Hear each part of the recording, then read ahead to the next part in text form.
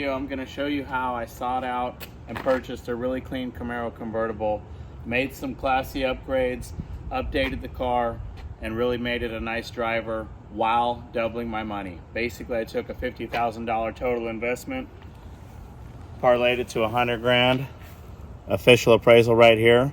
I'm going to walk you through it, talk you through it, take you for a drive, and at the end, I'll break down the spreadsheet and show you exactly how that worked out. So here's kind of the story and how it went down, okay? I figured, like a lot of guys, I want to buy my wife a nice car. She's had a couple badass first-gen Camaros, right? Really nice ones, probably some of the nicest cars that I've seen, nicer than a lot of my own cars. And so we figured, let's go ahead and get a nice 67, 8, 9 driver. She wanted a 67 or 8, so voila, we found one, right? When we started out, we wanted something in the $30,000, $40,000, $50,000 range. Figured 50, we could get in it and just enjoy it. As a car builder, the last thing I wanted to do was build another car, right? Famous last words. So hunting around, there's really nothing in and around that price point that suits our fancy. We wanted a Marina blue, maybe white, black, something, right? I don't know if we were looking for yellow. But we started hunting and we came across this car, and after doing a bunch of work over time, we've been able to drive the car nonstop through the process, upgrade it, and for now, 50 grand, we've got a bona fide $100,000 car that's appraised and insured as such, and I've had offers in and around that. So let's turn around and take a walk through and look at it. So after searching around a bunch, we found a car. This is what we came up with. This is the finished product now, after we've made a number of edits. In my infinite wisdom, I thought, just get a nice car, drive it, maybe do a stereo, add some exhaust, just the basics. And ultimately, that's really all we did. But in the process, we had to do everything right, because as a car builder and a car fan, it's a curse. We want these things, we want them right, we want them tight. But all in all, it's been a great car so far. So we started out with a true RSSS. This is the original paint job that was on it. So for $29,500, we went up to Tahoe and picked up a clean car. It had rallies on it, had the stripe, had the correct SS hood, had the hideaway lights. All this stuff on here is still original. I have not changed any of the trim.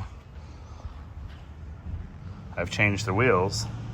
We had 14-inch rallies on it, so I sold those for, I don't know, 500 bucks and dropped a grand or so and upgraded to the 15-inch rallies. We changed the top. We wanted a power top, so I was able to find an OE top frame from a guy locally, bought that, and then had a canvas trim and top put on here. So I spent a couple grand getting the top put on. Spent, I don't know, another 700 bucks or something like that on the power top motor, new lines and switch. Somebody's gonna ask me, I know it, so I'm gonna say it now. Yes, there's a back window. We opted for the window that unzips because I really like that kind of mini top look. It allows us to get air pass through.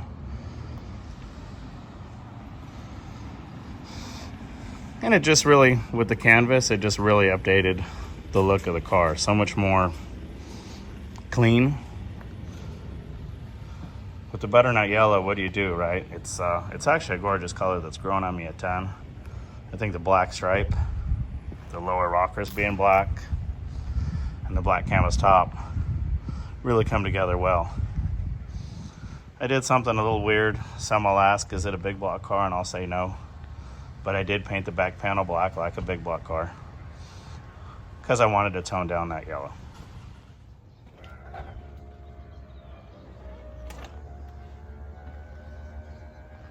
As we move onward from the power top, which you see in action here, and the said happy wife, some of the other first round edits for the car were disc brakes. Can't really see them through there, but it had drummer bummers, so we put disc brakes on that I had laying around from a previous project. Dropped about 400 bucks on Wilwood calipers. I'll show you some of this later also on the lift. It's hard to see here at the house. But we did Hotchkiss frame connectors, Hotchkiss chassis max kit, which is the connectors, and the leaf springs, the coil springs. We did basically a whole Hotchkiss package to get the stance where we're at. Had the factory 12 bolt in there already. Later when I did the engine upgrades, I put that Moser dip cover on there. So we'll continue with some of the mild mods and then we'll go into the engine. But this was a Tack and Gage's car already. It had been repainted. They were very thorough in their paint job. Like, I could tell that the jams were resprayed. When I look under the hood, the fenders were painted. The inner fender wells were painted. The insides of the fenders were painted. So I just knew this was going to be a good candidate for us. Factory 4-speed. Now it's a 5. Couple things I couldn't not do. We've got kids and it's a convertible, so we added 3-point harnesses. Since I did the top, the front seats were saggy, so we dropped a couple $100 on covers, a couple $100 on foams, redid the seats. If I'm not mistaken, I think it had this steering wheel. But we had to add AC because we live in a hot climate. You can kind of hear me breathing like a dog as I'm doing this video because it's about 100 degrees today. And since it's a convertible and the dash was already cut, I put a modern deck in there, did some nice kick panels, hid some speakers there, added some tweeters in the back, and a rockin' sound system. Kind of all these little things help you get value on these cars. You know, a car is about the whole package, the way it drives, the way it rides, the option list. Like I said, Tack Gauges, RSSS 12 bolt. And of course, the way it presents. And mostly, it's about the way it makes you feel.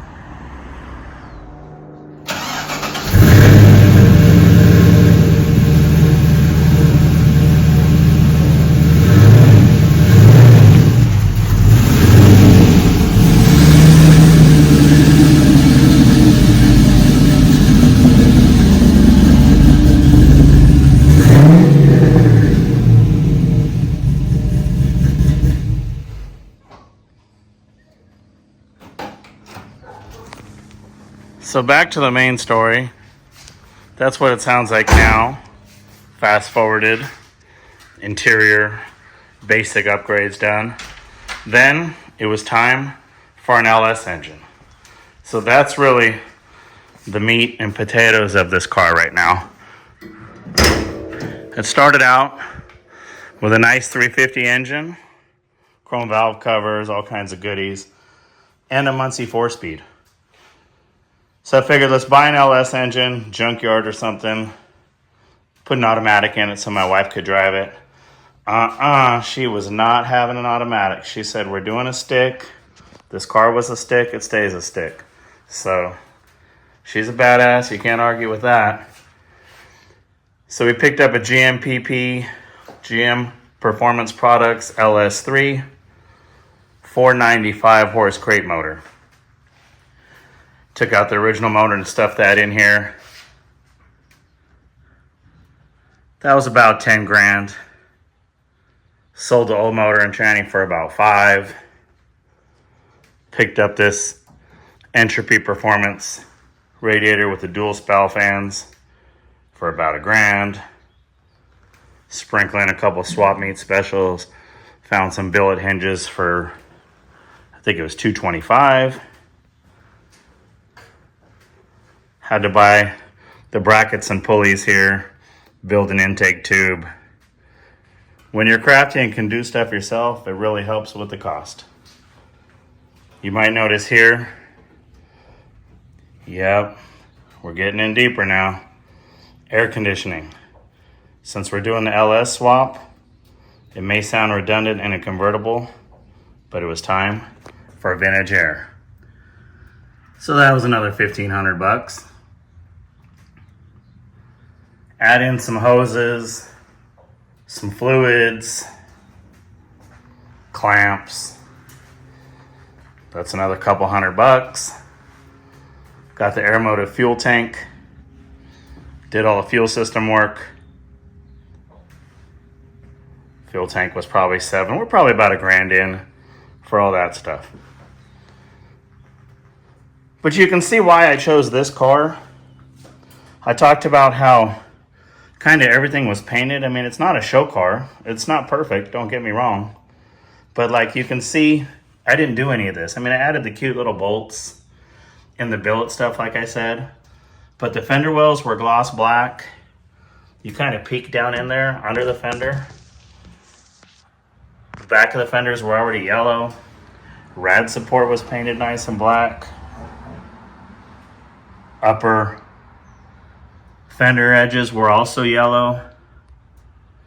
Bottom of the hood was nice and yellow. I mean, shoot, these days you might spend 25, 30 grand just to get this paint job like this. So to buy this car for 30 grand, 29.5 to be exact, like this, we were ahead of the curve. Like I said, this car started out really clean. It had the 12 bolt in it. First round upgrades were the Hotchkiss springs that I talk about. A little bit earlier, they're also going to be in a spreadsheet at the end. We'll break all this down for you. Had the factory 12 bolt in here already. 355 gears, which was a blessing. KYB shocks. Just a real rust-free car to start with. No floor pan replacement, no rust that I could speak of at all. That's why she was selected to be the prom queen. LOL. That's why we picked this car, because it was so solid. First round upgrades again included those Hotchkiss front lowering springs. I bought the Willwood brake caliper kit for it. We got this pesky power steering link that never seems to go away, so I'm about to change the box. That'll probably put me over that $50,000 marker. A little hint to the radiator from below. LS in there. And we did these Hotchkiss frame connectors. And the Hotchkiss X-brace. So what that does is that effectively makes up for the fact that we have a convertible instead of a hardtop, and gives us some chassis strength and rigidity. And then I've just got the same dual exhaust system that was on here when I bought the car. So fuel system components also spreadsheeted, and my air motive tank. So it is what it is, and it's a bona fide daily driver. Gets about 18 miles a gallon down the freeway, and honestly this car does about an 1180 in the quarter mile on these street tires. Not too bad. Let's take you for a little ride. We can share with you how this car drives out, how it feels, kind of give you a little experience cruising it, help you better understand why I think we've got a phenomenal driving car. It's worth every penny we've put into it.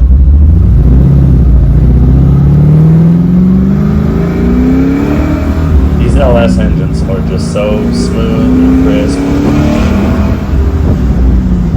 Coupled with a 5-speed, it's just so butter smooth to shift through the gears.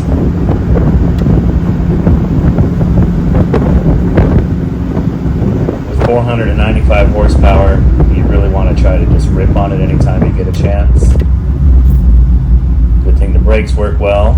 People are not the best drivers here in California, I'll tell you that. But as I was saying, with that kind of horsepower, you really want to just romp on it anytime you can. And it's right there, just so crisp. But then also when you're just rolling, like they're just so smooth, right? I mean, they're so much more like a new car. Get out on the highway, shift through the gears.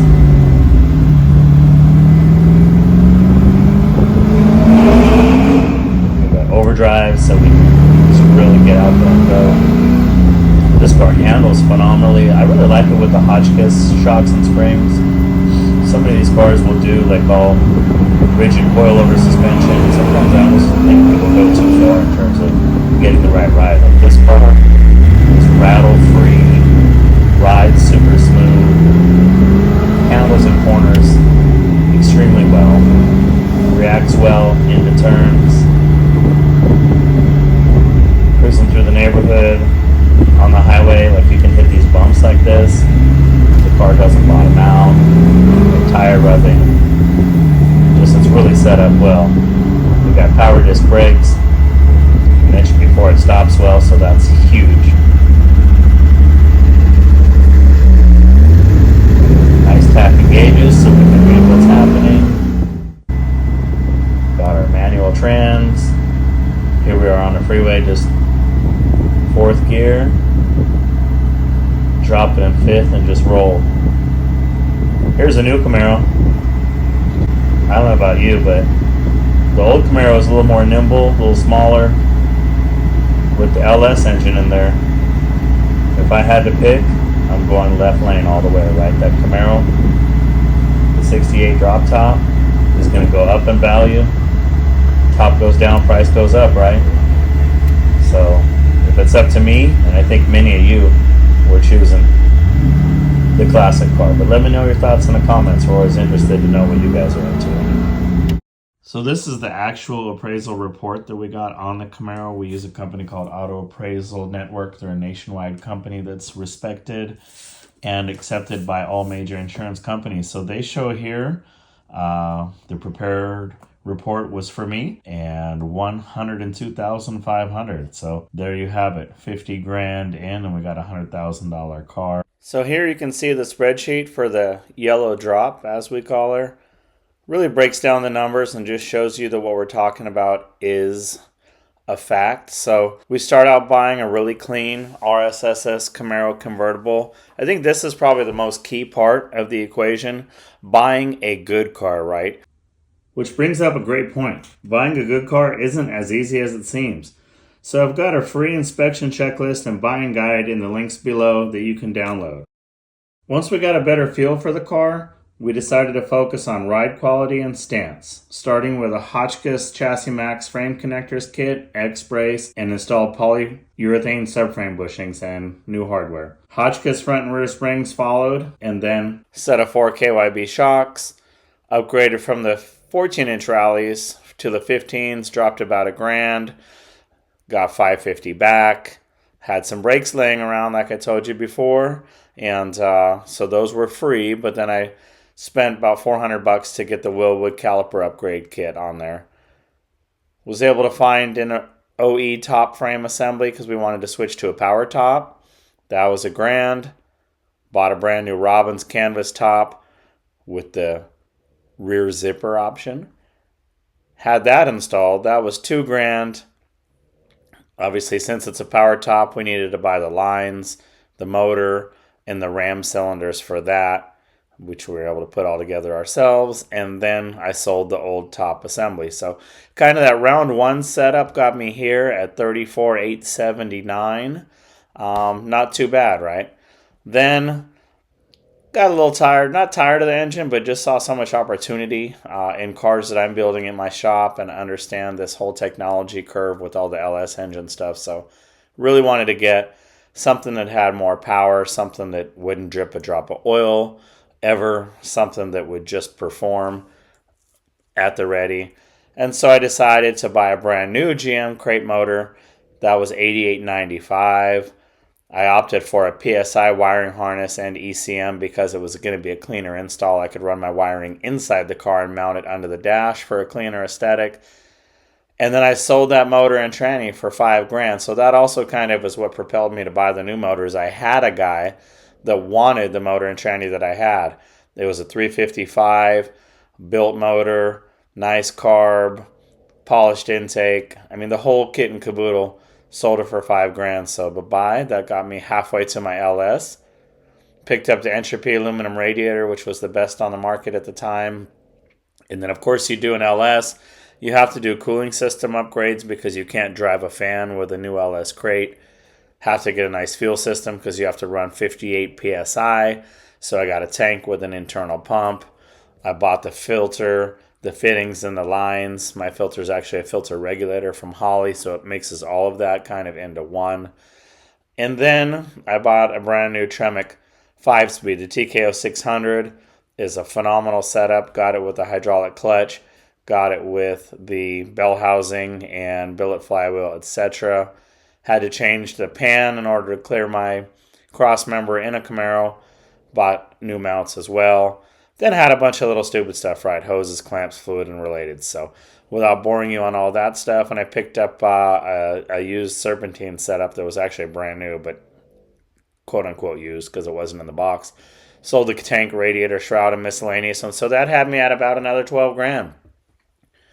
So we'll go down the list the rest of the way. Since I did that LS engine, I decided, oh God, we're going to have to do AC. So I bought the brackets and compressor as required to bolt that on. Bought a Vintage Air Gen 4 conversion kit, stuffed it onto the dash, plumbed everything. That was $13.79. Picked up those shiny fender braces and billet hood hinges for a little bit better aesthetic. That was $2.25. Went with 3-point seatbelts for safety. And then, of course, I mentioned I had to recover those seats. They were just wrinkly and soft. I felt like I was sitting in some old couch. So dropped a couple $100 on covers, couple $100 on foams, and rewrapped the seats. And then I wanted a stereo in there. I mentioned I'm a convertible guy. I like the top down and the tunes up. So I bought a new stereo head unit, dash speakers, kick panel speakers, an amp, and a sub for about $1,500. So that was $41.59. So simply do the math, 35 plus 12 plus 4, give or take a few pennies. That's got us at $50,000, $958. It's kind of hilarious that I'm still at $50,000. I wasn't trying to be under 51, just the numbers have us there.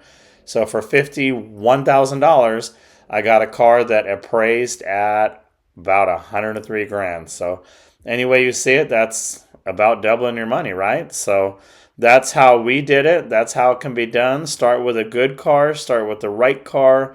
Make some great choices. If you can do it yourself, makes all the difference in the world, right? We were able to do this without ever downing the car for any long period of time. And boom, I've got a $50,000 investment in a $100,000 car that I can drive on the regular. Don't forget to get your free inspection checklist in the comments below. It will really help you on the purchase of your next classic car.